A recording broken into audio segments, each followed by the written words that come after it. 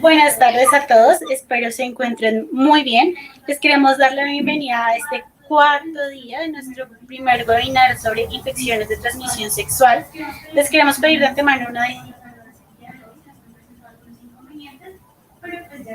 pero pues ya estamos aquí. El día de hoy tenemos a una maravillosa ponente.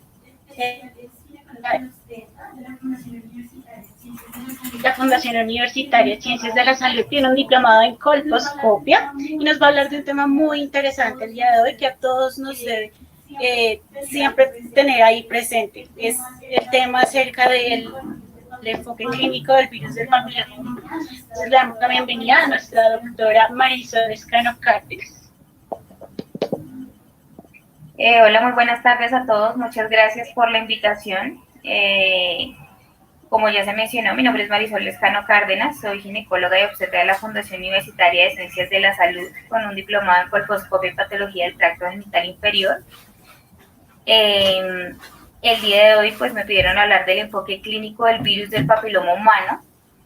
Dentro de esta charla voy a hablar de una pequeña introducción, hablar sobre la epidemiología del cáncer de cervix, la evolución de las pruebas de la tamización del cáncer de cervix, la biología del virus del papiloma humano, la validación clínica de las pruebas del virus del papiloma humano, qué pasa con la genotipificación, qué nos recomiendan los diferentes lineamientos de las guías de la Asociación Americana de Colposcopia y Patología Cervical y las guías colombianas, y por último unas conclusiones. Entonces, para poder hablar del virus del papiloma humano, primero tenemos que hablar de la citología convencional. En el año 1943, el doctor George Papanicolaou nos habló sobre el diagnóstico de cáncer de cervix en estadios iniciales con el test de la citología. Sin embargo, este examen requiere frecuentes visitas y una organización compleja de los diferentes servicios de salud. Tiene una sensibilidad que va del 30 al 87%, con una especificidad del 86 al 100%. Del 30 al 70% de los casos se pueden presentar falsos negativos, y en un 13 al 47% de las pacientes con cáncer de cervix tienen antecedentes de citologías negativas. Entonces esto nos pone a pensar en las limitaciones de la citología. La citología no es un examen que detecte la causa del cáncer cervical. La citología nos ayuda a detectar anomalías celulares. Sin embargo, no nos determina si esas anomalías celulares son atribuibles a la infección por el virus del papiloma humano. Es una prueba compleja que es dependiente de observador, por lo tanto aumenta la subjetividad y la variabilidad interobservador. Tiene una baja sensibilidad. Recordemos que las pruebas de tamización es importante que tengan una alta sensibilidad, porque el objetivo de nosotros es detectar una buena población en riesgo, y ese es un punto débil de la citología, teniendo una sensibilidad con una mediana aproximadamente del 40%. Es un examen que es propenso a errores en la toma de muestra, en donde se puede haber una disminución importante de la calidad de la muestra, ya sea por sangrado, por inflamación, por flujo. Requiere un intervalo corto entre las citologías, de aproximadamente cada 3 años, y no brinda un factor pronóstico. La prueba de la citología nos dice exactamente cómo está en ese momento el cuello cervical, más no nos determina el riesgo que podría tener la paciente para poder tener una lesión cervical más adelante. Entonces llega este doctor, que es el doctor Harold Surhausen, quien en 1983 nos dice que podemos diagnosticar el riesgo de cáncer cervical antes de sus estadios iniciales, incrementando la eficacia de un 30 a un 40% y reduciendo el número de visitas y de cáncer avanzado, y reduciendo igualmente los costos de los programas de tamización. Entonces, ¿por qué la prueba de virus del papiloma humano en la tamización está indicada en la tamización del cáncer cervical? Primero, es más sensible que la citología, nos ayuda a detectar la enfermedad más tempranamente y el riesgo de enfermedad, y hace que los intervalos entre la tamización sean menos frecuentes, lo que nos ayuda a disminuir los costos. Es una prueba automatizada, centralizada y estandarizada en laboratorios, lo cual va a disminuir la subjetividad de la interpretación del resultado. Es una elección lógica para las mujeres vacunadas. Está clara la evidencia de que la tamización con el virus del papiloma humano reduce la incidencia de cáncer cervical y la mortalidad, y la detección mejorada y nos ayuda a una detección mejorada de las lesiones glandulares y los adenocarcinomas en comparación con la citología cervical. Entonces, ¿cómo ha sido la evolución del cáncer de cervix? Nosotros iniciamos siendo en donde el cáncer de cervix era el primer cáncer que producía mortalidad y morbilidad en nuestro país.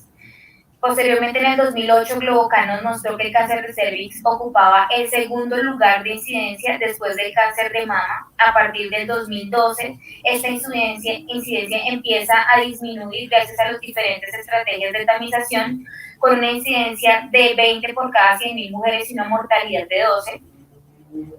Luego, en el 2012, esa incidencia continúa bajando a 13.1 y una mortalidad de 6.9.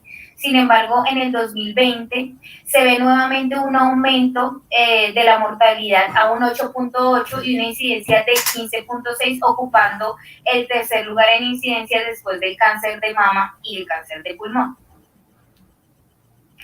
Entonces, ¿qué ha pasado con la evolución de la tamización del cáncer de cuello uterino? Inicialmente, en los años 70 y 80, se hablaba únicamente de la citología convencional, después de la citología en base líquida, que ayudaba a mejorar un poquito la sensibilidad de esta prueba. Se hablaba posteriormente de la colposcopia, del Via-Vili, que es un método de inspección visual en donde nos ayuda a evaluar el cuello, sin colposcopia, aplicándole ácido acético y Lugol, y en caso de ver alguna lesión, pues la paciente podría ser llevada a tratamiento inmediato. Esto se usa en poblaciones donde no es fácil o no se tiene acceso a las pruebas de BPH o a las pruebas de tamización, donde los pacientes no tienen una buena adherencia para poder hacerle seguimiento, y pues está indicado hacerles de una vez tratamiento a estas pacientes, pues para que no se nos vayan a escapar y después aparezcan con un cáncer cervical. En el 2006 aparecen los diferentes esquemas de tamización, y ya en el 2010 aparece la era de las pruebas de tipificación viral. Recordemos que hay tres tipos de prevención: una prevención primaria, que hace referencia a los diferentes esquemas de vacunación y el Via-Vili; la prevención secundaria, que habla de todas las pruebas de tamización, ya sea por citología, por test primario de VIH o por el COTES, que hace referencia a tomar el test de VPH y la citología a la vez. Y la prevención terciaria, que es cuando ya hay un diagnóstico y un tratamiento que incluye los modelos de atención integral para todos los pacientes ya con diagnóstico de cáncer cervical. Entonces, con el pasar de los años y con la nueva tecnología, han aparecido cada vez más pruebas disponibles, desde test de VPH con o sin tipificación, hasta biomarcadores que miden la interacción del virus del papiloma humano con las células del cuello y nos ayudan a evaluar la prevalencia de NIC3 en infección aguda. Marcadores que nos leen el incremento de la expresión de oncoproteínas como la E6 y la E7, marcadores de incrementos de proliferación celular, donde los más conocidos son el P16 y el K67, y marcadores de inestabilidad cromosómica.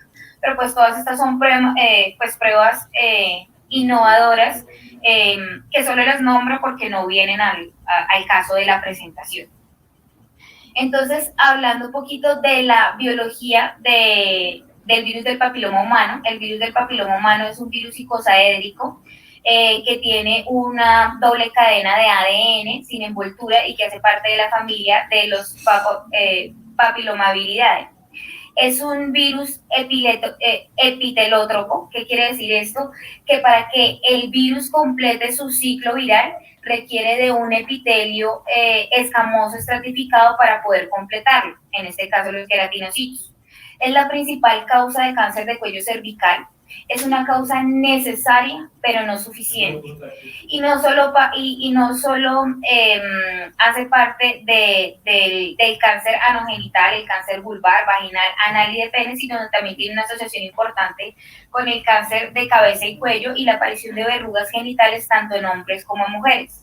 Existen más de 150 tipos del virus del papiloma humano, donde se pueden clasificar en los virus de bajo riesgo, en donde los más frecuentes son el 6 y el 11, que se asocian a la aparición de verrugas genitales, y los virus de alto riesgo, en donde los más frecuentes son el 16 y el 18, con una importante asociación al cáncer cervical. Algo importante que tenemos que tener en cuenta es que más del 90% de las infecciones por el virus del papiloma humano se van a aclarar de manera espontánea en los primeros años. O sea, estas se van a eliminar solitas, espontáneas, gracias al sistema inmunológico. Entonces, todos los virus del papiloma humano van a compartir una organización genómica similar, en donde van a tener 3 regiones, una región precoz, una región tardía y una región reguladora codificante. Cada región va a encargarse de producir diferentes oncoproteínas que van a tener una función principal en la replicación de este virus dentro de la célula y su proliferación. Voy a enfatizar principalmente en la función de estas 2 oncoproteínas, que son la E6 y la E7, que son oncoproteínas fundamentales, que juegan un papel fundamental en la angiogénesis y el mantenimiento de la replicación y la proliferación de esta célula infectada. La oncoproteína E6 va a permitir que la célula infectada se vuelva insensible a las señales de anticrecimiento, o sea, y escape de la apoptosis, o sea, va a generar una célula infectada inmortal. ¿Cómo? Esta se va a unir a una proteína y va a formar el complejo E6AP, que va a permitir una asociación al P53 y lo va a degradar por la vía de la ubiquitinización. El P53 es un supresor tumoral que se encarga de detectar las pacientes, las células que tienen alteración genética y llevarlas a apoptosis. Pero entonces, si se inhibe ese P53 en la fase de G1 a S, pues se va a generar una inestabilidad genómica y va a generar que esa célula infectada pues escape de la apoptosis y continúe replicándose. ¿Qué va a hacer la oncoproteína E7? Esta va a actuar a nivel de la proteína del retinoblastoma, que es un supresor de crecimiento. Entonces, esta proteína va a estar asociada a al factor de transcripción E2F. Cuando la proteína E7 se une a la proteína del retinoblastoma, lo inhibe y permite que ese factor de crecimiento E2F se libere, y ese factor de crecimiento va a generar la activación de genes que van a estimular la proliferación celular. Entonces, estas 2 oncoproteínas van a mantener una célula en estado hiperproliferativo y van a generar una célula inmortal. Entonces, en esta imagen nos representa como la historia natural de la neoplasia intraepitelial escamosa. En a mano derecha podemos ver las diferentes capas del epitelio escamoso, la capa basal, la capa parabasal, intermedia y la superficial.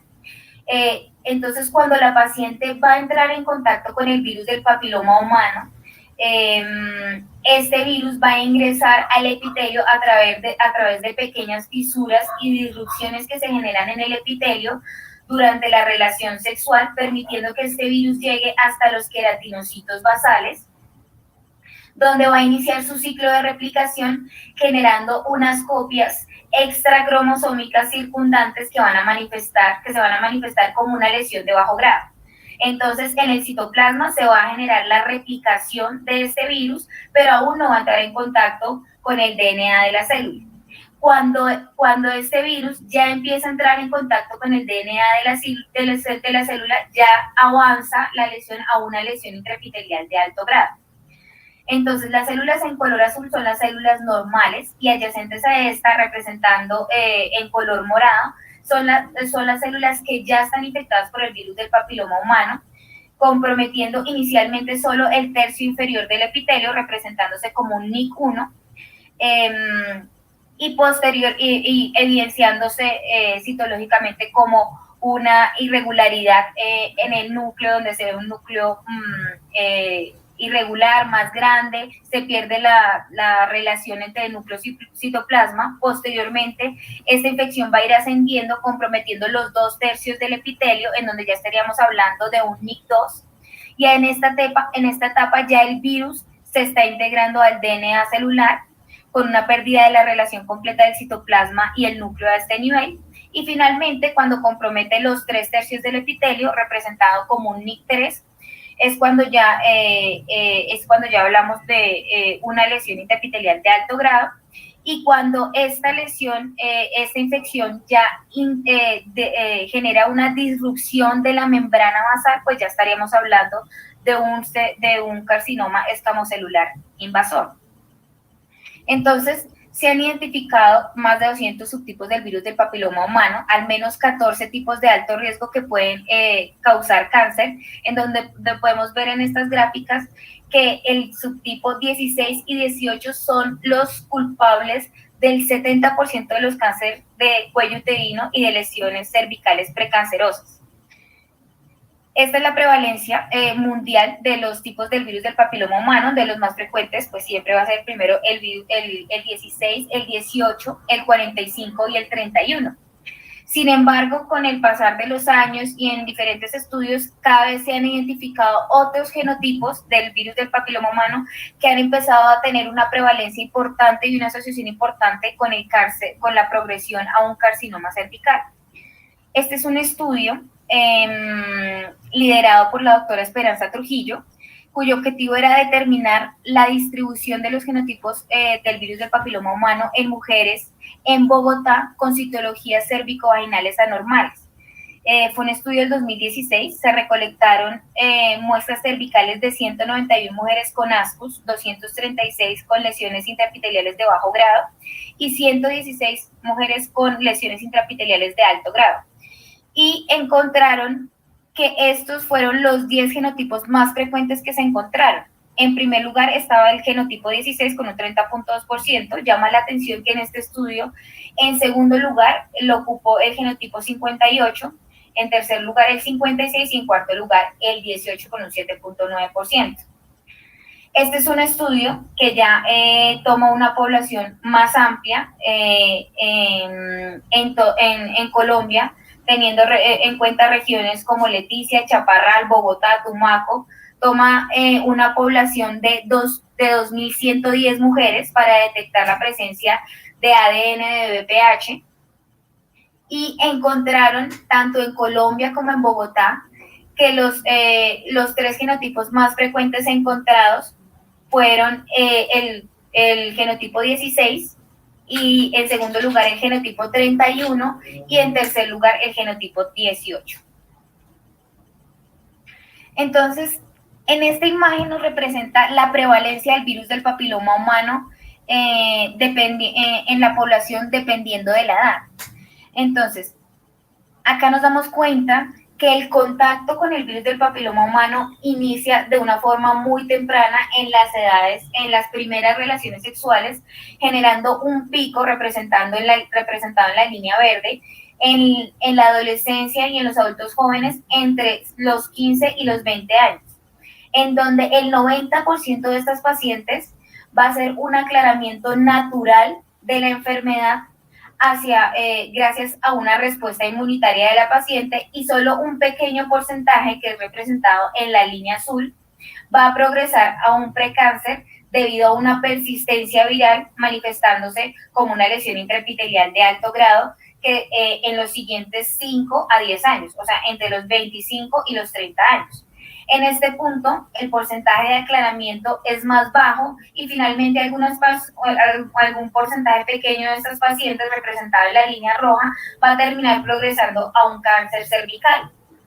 Entonces, si nosotros hacemos un test de VPH entre los 15 y los 20 años, el 90% de las pacientes nos va a salir con un test positivo para VPH.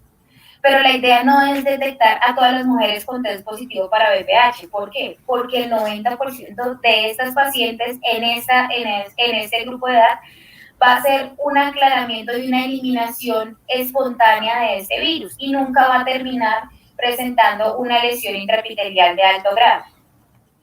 El objetivo de tomar un test de VPH es detectar realmente las pacientes que tienen un NIC2 o más o que tienen un riesgo aumentado de generar un NIC2 a futuro. Entonces, como podemos ver, el sistema inmunológico de la mujer juega un papel muy importante en la fisiopatología de la formación de las lesiones intraepiteliales del cuello cervical. Como ya hemos dicho antes, aproximadamente el 90% de los casos de NIC y más del 99% de los casos de cáncer de cuello uterino ocurren en pacientes con test de VPH positivo.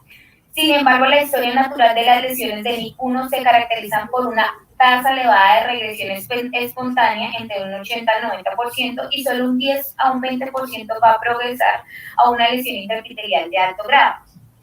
Entonces se ha demostrado que la eliminación o la progresión de este virus para generar lesiones intraepiteliales de alto grado va a depender de diferentes cofactores, ya sea por el tipo viral, por la carga viral, por la asociación a cofactores medioambientales como el tabaquismo, el uso prolongado de anticonceptivos orales, la asociación con enfermedades autoinmunes que puedan alterar la respuesta inmunitaria tanto celular como humoral a la infección, la coinfección de infecciones como el herpes virus o como las vaginosis de tipo 4 que van a favorecer que ese virus de VPH no se pueda eliminar solo y se produzca una persistencia viral que pueda llegar a presentar una lesión intraepitelial de alto grado. Entonces, haciendo una línea de tiempo respecto al uso clínico de la prueba del virus del papiloma humano, inicialmente ya en el 2001 ya se empezaba a hablar de que el virus del papiloma humano podría ser una vía preferida para manejar las pacientes que reportaban en su citología un ASCUS para tratar de evitar las sobrellamadas de mujeres con citologías anormales. Ya en el 2003, la FDA aprueba el co-testing en las pacientes mayores de 30 años. En el 2009, la FDA aprueba la genotipificación. En el 2012, las diferentes guías empiezan ya a darle preferencia al uso del co-test, la citología más VPH, como tamización en las pacientes mayores de 30 años. Y en el 2014, la FDA aprueba como tamizaje primario el test de VPH. Pero entonces volvámonos al 2012. El 2012 fue un año muy importante porque en el 2012 la doctora Katke presenta en el Congreso de la Asociación Americana de Colposcopia una premisa de igual manejo, igual riesgo a través del estudio del KPNC, que fue el estudio del Kaiser Permanente del Norte de California.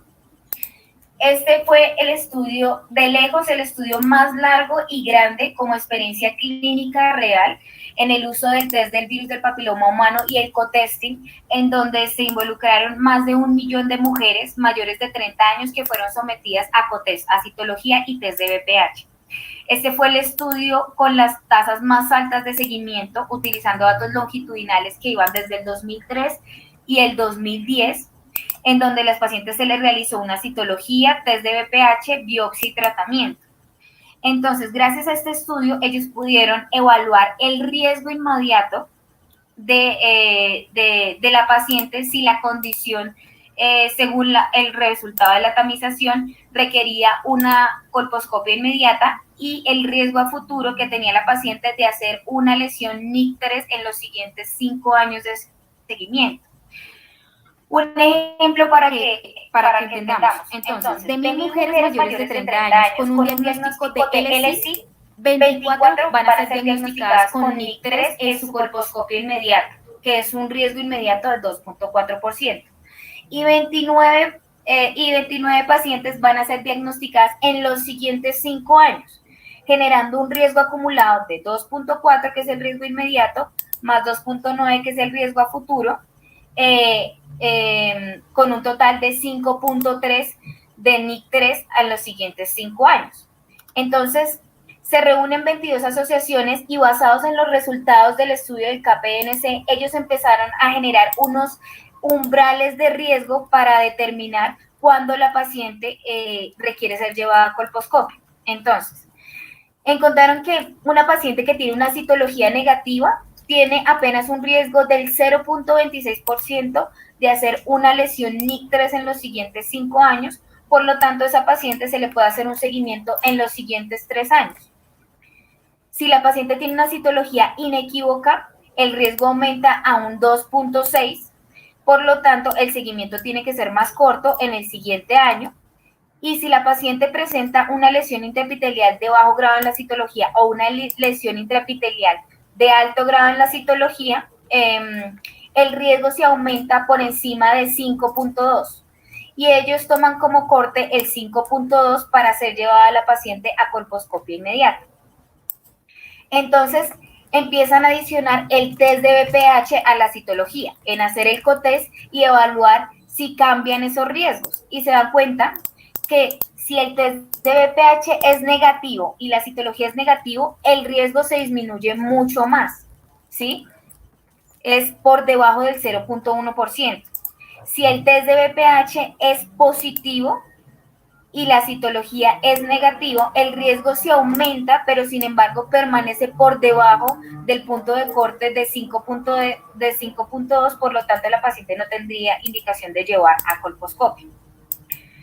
Entonces, gracias a esos resultados, ellos crean el benchmarking, que es un cuadro donde según los diferentes reportes en la citología y los diferentes resultados en el virus del papiloma humano, nos van a determinar el riesgo que tiene la paciente de hacer un NIC3 en los siguientes 5 años, y eso nos va a permitir determinar cuál va a ser el seguimiento y la conducta de estas pacientes. Entonces, este cuadro es muy interesante porque, por ejemplo, si la paciente tiene un test de BPH negativo y una citología negativa, el riesgo de hacer un NIC3 en los siguientes 5 años es de 0.08, es muy bajito. Por eso, esas pacientes, la tamización de rutina se les puede hacer seguimiento en los siguientes 5 años, ¿sí? Porque el riesgo es muy bajo. Si la paciente nos llega a la consulta con una citología negativa, el riesgo de hacer un NIC3 es de 0.26%. Entonces, esa paciente tiene indicación de hacerle seguimiento en los siguientes 3 años. Si la paciente, por el contrario, nos llega con una citología negativa, pero con un test de BPH positivo, el riesgo se aumenta a un 4.5, o sea que el seguimiento tiene que ser más cercano en el siguiente año. Y si la paciente nos llega con cualquier citología alterada asociada a un test de BPH positivo, ya el riesgo está por encima de 5.4 y es una paciente que tiene indicación de llevar a colposcopia inmediata. Entonces, como se dan cuenta, gracias a esos umbrales de riesgo es que se generan las diferentes guías de práctica clínica y las recomendaciones para la tamización. Las guías colombianas, que fueron publicadas las últimas en el 2014, aunque ya a finales de este año van a salir las nuevas actualización de las guías colombianas, nos dicen que nos recomiendan la tamización con la prueba de ADN de BPH de alto riesgo entre los 30 y los 65 años, y si el resultado es negativo, pues hay que repetirlo a los 5 años. ¿Por qué? Porque ya vimos que el riesgo de hacer un NIC3 es muy bajito, de 0.08. Si el resultado sale positivo, entonces está indicado hacer un triage con citología, y según el resultado de la citología, pues evaluamos cuál es el riesgo que tiene la paciente y evaluamos qué tan cercano tiene que ser el seguimiento de estas pacientes. Y en poblaciones de difícil acceso a los servicios de salud se podría tamizar con pruebas rápidas de ADN BPH o con el vía-Bili, que son las técnicas de inspección visual para hacer un tratamiento inmediato. Entonces, ¿cómo es la tamización en las pacientes de 30 a 65 años según las guías colombianas? Entonces, esas pacientes se tamizan con prueba de BPH, de ADN BPH. Si la prueba sale positiva, se le hace un triage con citología. Si la citología sale negativa, la paciente le podemos hacer un seguimiento en los siguientes 18 meses con un test de BPH. Si el test sale negativo, pasamos al tamizaje de rutina y lo repetimos a los 5 años. Pero si sale positivo, la paciente tiene que ir directamente a colposcopio. Si la paciente llega con un test de BPH positivo y en el triage de citología, la citología le sale alterada con ascus o con lesión de bajo grado, con lesión de alto grado o con una lesión glandular, todas tienen indicación de ser llevadas a colposcopio. Y si al contrario la paciente llega con un test de BPH negativo, la paciente tiene indicación de continuar el tamizaje de rutina, que en este caso sería repetir el test de ADN BPH en los siguientes 5 años. Entonces es así como en el 2014 llega el estudio de Atenas, donde ya nos aprueban la genotipificación del virus del papiloma humano como tamizaje primario después de los 30 años. Entonces, ¿qué nos dice? Que hacer un test de BPH primario, un test de tamizaje primario con el test de BPH más genotipificación, y si sale positivo para genotipos 16 y 18 es una paciente que tiene que ir directamente a colposcopio. Si sale positivo para los genotipos otros de alto riesgo, que son los otros 12 de bajo riesgo, esa paciente tiene indicación de hacerle una citología de triage, o sea, la paciente se lleva a citología y si la citología le sale anormal, se le indica un seguimiento a 12 meses, que en las guías colombianas el seguimiento lo recomiendan a los 18 meses. Y si la citología le sale con una alteración mayor a ascus, la paciente tiene indicación de ser llevada directamente a colposcopio. Y si por el contrario la paciente en su tamizaje primario con el virus de papiloma humano más genotipificación sale negativo, se lleva al paciente a un seguimiento de rutina, que sería repetir el test de BPH en 5 años. Entonces, aquí es cuando nos damos cuenta si es importante genotipificar o no el virus del papiloma humano. Acá podemos ver en esta imagen los diferentes OR para cáncer cervical según el genotipo. Y como podemos ver, el OR para genotipos 16, 18 y 45 es supremamente grande. O sea, estamos hablando de OR de 435, de 248 y de 195 para producir cáncer cervical. O sea que la genotipificación sí es muy importante para identificar el riesgo. En este estudio Atenas, ellos nos empiezan a hablar del tamizaje primario del test de BPH desde los 25 años, ya no desde los 30, sino desde los 25 años, porque ellos encontraron que las pacientes que manifestaban ya lesiones precancerosas en este rango de edad, entre los 25 y los 29 años, fueron detectadas, pero con el test de BPH más no con la citología. Entonces ellos proponen hacer un tamizaje similar al de las pacientes por encima de los 30 años, pero a partir de los 25 años. Entonces ellos en este estudio lo que hacen es proponer 3 algoritmos de manejo para ver cuál era el mejor, cuál identificaba más pacientes con lesión intraepitelial de alto grado. El primer algoritmo era usar tamizaje únicamente con citología. Si la paciente tiene una citología negativa, se llevaba tamizaje de rutina, y si la paciente tenía una citología por encima de ascus, la paciente se llevaba a colposcopio. La segunda estrategia, la llamaron la estrategia híbrida, dividió a las mujeres en 2 grupos. Las mujeres entre los 25 y los 29 años, que se les iba a realizar tamizaje únicamente con citología. Si la citología salía negativa, se iba a un tamizaje de rutina. Si la paciente le salía en la citología un ascus, se les hacía un triage con prueba de BPH. Y si el test de BPH salía negativo, se llevaba a un tamizaje nuevamente a los 3 años, pero si salía positivo, iba directamente a colposcopio. Y si la citología le salía una lesión de bajo grado o una lesión de alto grado, la paciente tenía que ir directamente a colposcopio. Eso en las pacientes de 25 a 29 años.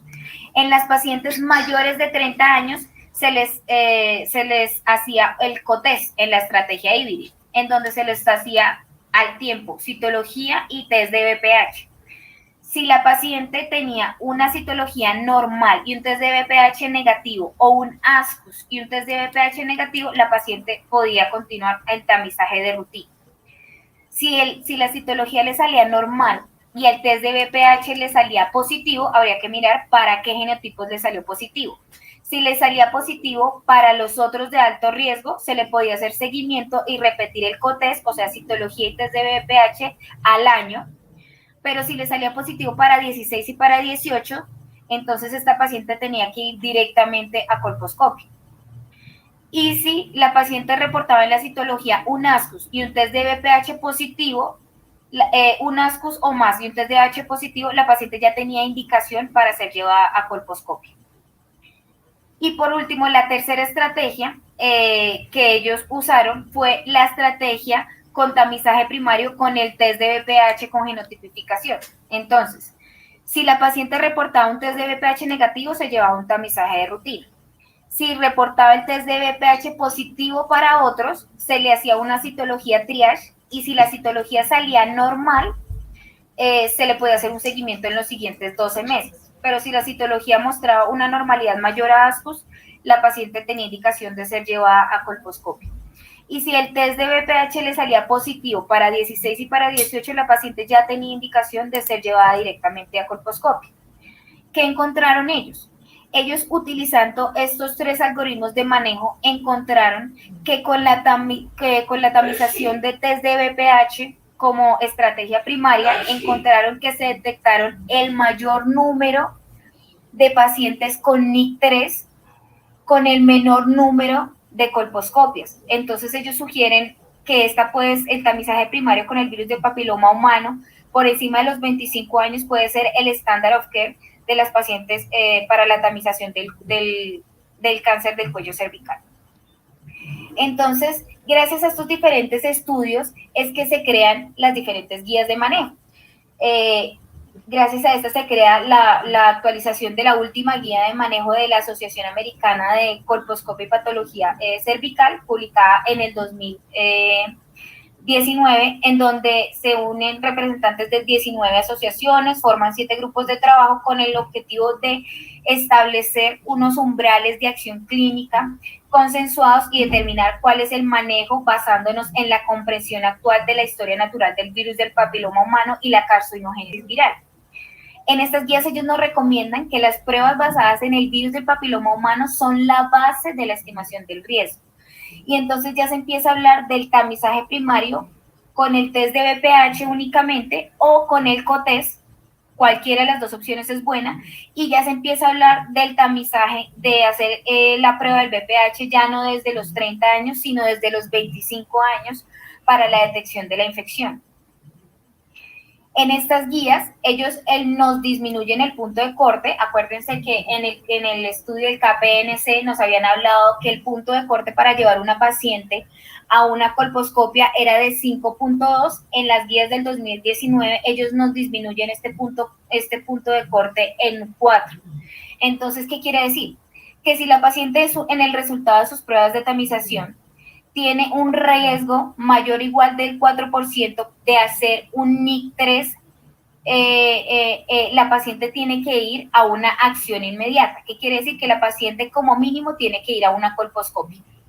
Pero que si el resultado de las pruebas de tamización, el riesgo de NIC3 es menor del 4%, la paciente iría a una vigilancia clínica y según el riesgo que tenga la paciente de hacer un NIC3 en los siguientes 5 años, pues ya vamos a mirar cómo va a ser el seguimiento de esta paciente, si va a ser en los siguientes 5 años, en los siguientes 3 años o va a ser en el siguiente año. Un ejemplo de esto: la paciente con una citología negativa y un test de BPH negativo, como ya dijimos, tiene un riesgo de NIC3 en los siguientes 5 años del 0.08%. Entonces está por debajo del 0.15%. ¿Qué quiere decir? Que esa paciente tiene indicación de seguimiento en los siguientes 5 años. La paciente que tiene una citología con ASCUS y un test de BPH negativo tiene un riesgo de un NIC3 en los siguientes 5 años de 0.45, o sea, está entre 0.15 y 0.54, por lo tanto tiene indicación de hacer seguimiento en los siguientes 3 años. La paciente que tiene una citología negativa tiene un riesgo del 0.26%, por lo tanto, como está entre el 0.15 y el 0.54, tiene indicación de hacer seguimiento en los siguientes 3 años. Si la paciente llega con una citología LSI y un test de BPH negativo, el riesgo es de 2.1%, o sea que esa paciente tiene un riesgo que es por encima del 0.55, pero por debajo del 4%, o sea que esa paciente tiene indicación de hacer seguimiento en el siguiente año. Si por el contrario la paciente nos llega con una citología, con una lesión ya de alto grado y un test de BPH negativo, ya el riesgo de ictere se aumenta a un 25%, lo que quiere decir que esa paciente ya tiene indicación de ser llevada o a colposcopia o a un tratamiento expedito. Si la paciente tiene una lesión intraepitelial de alto grado y un test de BPH positivo, ese riesgo se aumenta a un 49%, en donde tiene indicación de llevar a tratamiento expedito o a una colposcopia. Y si la paciente tiene una lesión intraepitelial de alto grado y sale un test de BPH positivo, pero esta vez es positivo para 16, miren, se aumenta el riesgo de icteres a un 60%. Entonces, en esta paciente el manejo preferido es de llevar a un tratamiento expedito. Nosotros cuando hablamos de tratamiento expedito es llevar a la paciente directamente a conización sin tener que hacerle colposcopia. Entonces, para el test de las citologías con test de BPH, pues hay que tener en cuenta que el 50% de las mujeres que tienen ASCUS en la citología tienen test de BPH negativo. ¿Por qué? Porque el resultado de ASCUS en una citología es muy inespecífico, ¿sí? Entonces, el test de BPH nos va a ayudar a aclarar cuáles son las pacientes que realmente tienen un riesgo de hacer una lesión precancerosa. Las citologías con ASCUS tienen una probabilidad de NIC2 del 5 al 16%. El ASCUS fue la primera indicación aprobada por la FDA para realizar las pruebas del virus del papiloma humano, y un ASCUS más un test de BPH positivo tiene indicación de ser llevado a colposcopia. ¿En qué circunstancias no se recomienda realizar una prueba de BPH? En pacientes con ASH, ya que no se recomienda porque el riesgo ya de NIC3 es elevado, ya está por encima del 40%, o sea que esos pacientes ya tienen indicación de llevar directamente a colposcopia independiente del resultado del test de BPH. En pacientes con lesión intraepitelial de bajo grado no se recomienda por la alta prevalencia de BPH de alto riesgo, un 83%, y en pacientes con lesión intraepitelial de bajo grado en pacientes mayores de 45 a 50 años, con una prueba de test de BPH negativa, ya que esto representa un muy bajo riesgo. El test de BPH también nos sirve como seguimiento en las pacientes post-cura que fueron llevadas a tratamiento de conización por el hallazgo de un NIC2 o más. Recordemos que esos pacientes que son llevadas a conización tienen una falla de tratamiento del 5 al 25%, que la citología vaginal detecta apenas un 40 a un 60% de los NIC2 en el posttratamiento, y que la colposcopia usualmente puede manifestarse como insatisfactoria en el seguimiento poscono, que los cambios colposcópicos no siempre se correlacionan con la persistencia del virus del papiloma humano y esto aumenta los costos de seguimiento, y que en estas pacientes a los 6 meses ya se empieza a ver en el 60% una prueba de BPH negativa, y a los 12 meses ya en el 90% la prueba de BPH son negativas. Entonces, en el seguimiento de estas pacientes nos ha mostrado que la colposcopia no es un buen método de seguimiento, pero que la prueba de ADN de BPH tiene un alto valor predictivo negativo, que combinar en la citología cervical y el test de BPH es ideal para el seguimiento, ya que nos aumenta la sensibilidad y el valor predictivo negativo, y que una citología negativa y un test de ADN de BPH nos permite hacer el pronóstico, nos permite hacer el próximo control más prolongado en los siguientes 24 meses, o sea, no hacer seguimientos tan cortos. Entonces, ¿cuáles son las indicaciones principales para la prueba de BPH? La tamización primaria sola o con el COTES, test de BPH y citología en pacientes mayores de 25 años. Las guías colombianas del 2012 dicen que a partir de los 30 años, pero ya la nueva actualización va a reportar que a partir de los 25 años ya se recomienda la tamización primaria con el virus del papiloma humano o el COTES en este grupo de pacientes. Como triage de citología ASCUS para la colposcopia si es positiva por encima de los 21 a los 29 años, y como test y como seguimiento de las pacientes que fueron llevadas a tratamiento por un NIC2 o más. Entonces, ¿qué puntos importantes tenemos que tener como conclusión? Que el virus del papiloma humano nos ayuda a detectar el riesgo de enfermedad, que más del 90% de las infecciones por el virus del papiloma humano se van a aclarar solitas en los siguientes años, siendo la mayor tasa de aclaramiento en los primeros meses, el 90% al año.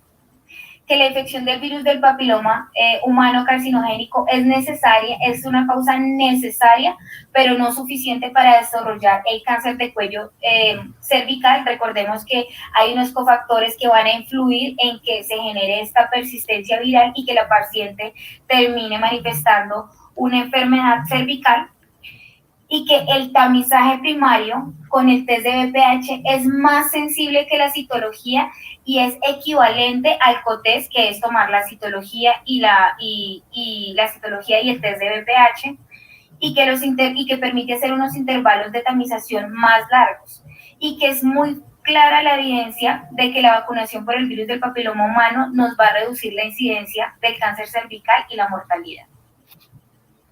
Gracias.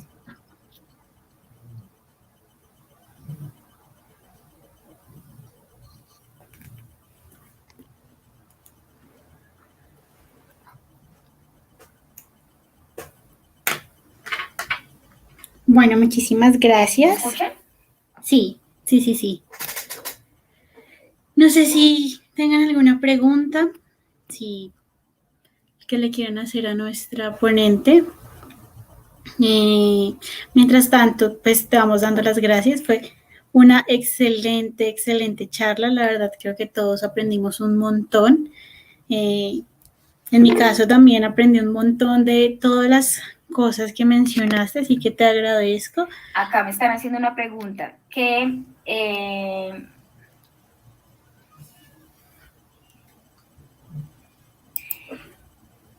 en cuanto a la vacunación, ¿cuándo se debe vacunar? Los esquemas de vacunación, idealmente se debe vacunar a las pacientes entre los 9 y los 14 años, en donde se usan dos esquemas de vacunación, que puede ser entre los 2 dosis, que son entre los 2 meses y los 6 meses, o entre los 2 meses y los 12 meses, cualquiera de las dos opciones. Por encima de los 14 años ya las pacientes sí requieren 3 dosis, en donde el esquema de vacunación es a los 2 meses, a los 4 y a los 6 meses.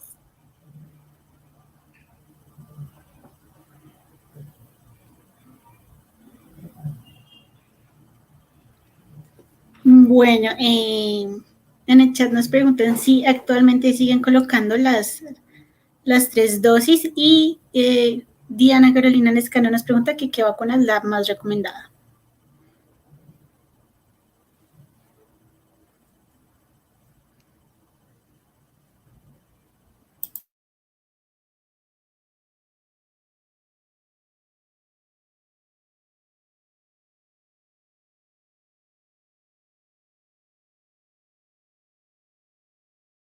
Hay tres vacunas. Está la vacuna bivalente, que es la que cubre contra los virus 16 y 18. Ya posteriormente llegó la tetravalente, que es la que actualmente estamos usando acá en Colombia, que es el Gardasil, que cubre para 16, 18 y también para el 6 y 11, que es para las verrugas, o sea que este también sirve para los hombres. Y la vacuna nonavalente, pero esta no la tenemos disponible acá en Colombia, entonces actualmente estamos usando la vacuna del Gardasil, que es la tetravalente, y que se usa en esquemas de 2 dosis en las pacientes de 9 a 14 años y esquemas de 3 dosis en las pacientes por encima de los 14 años, colocándoselo a los 0 meses, a los 2 meses y a los 6 meses.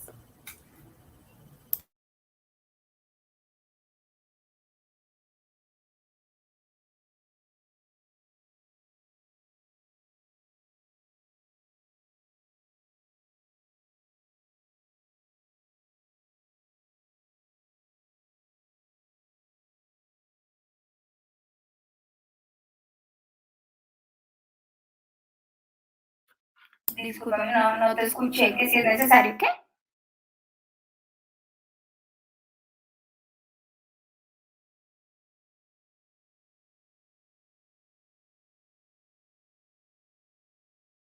La vacuna está indicada solo de los 9 a los 14 años. Antes de los 9 años no está indicada la colocación de la vacuna.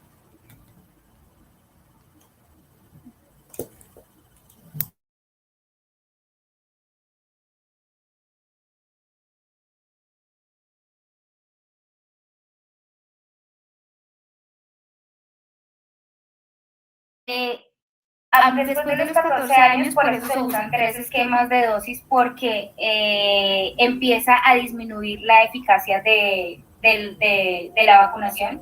Se recomienda el esquema de vacunación hasta los 45 años, porque ya se ha visto que después de los 45 años la eficacia de la vacuna es muy baja. Vale, perfecto. No sé si alguien más tenga alguna pregunta.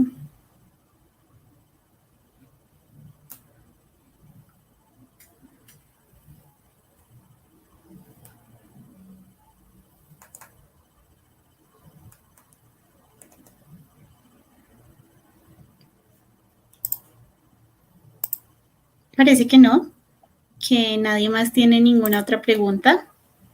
Entonces, pues nuevamente te doy las gracias, Marisol, por estar aquí, por esta charla tan interesante que nos brindas el día de hoy. Esperamos poder contar contigo para futuras reuniones, puesto que considero que todo fue maravilloso. Gracias por compartirnos tu conocimiento, que es muy valioso para todos nosotros. Y bueno, eso sería todo. En el chat les estaré colocando el formulario de asistencia para que por favor lo llenen. Recuerden que deben asistir a todas las charlas para poder recibir su certificado. Que tengan muy buena noche. Bueno, muchas gracias por la invitación y que tengan una buena noche. Hasta luego. Hasta luego.